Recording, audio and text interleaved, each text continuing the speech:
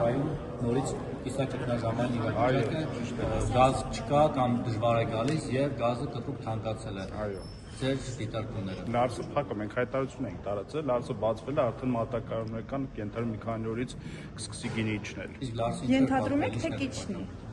Եթե եկավ կիչնի։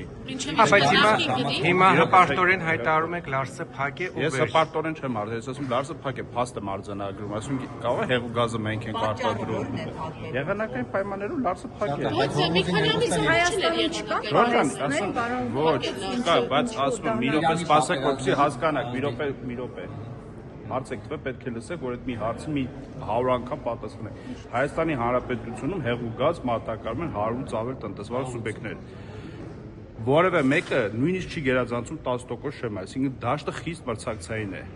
Եվ տեսականորեն որևէ մեկը չի կարող գերիշխող դիտ չարաշեն, որ օրենքով արգելված է 10%-ից ներքև որևէ տնտեսվարող նկատմամբ որևէ process գեներացել ամբողջ աշխարհում։ Եթե դաշտը խիստ մրցակցային է, եւ բոլոր տնտեսվարողները կարող են այդ մրցակցել, այսինքն չկա խոշոր տնտեսվարող սուբյեկտ, որ կարող է դեֆիցիտ ստեղծի արհեստական, խնդիր ստեղծի։ Մի րոպե լսեք էլի։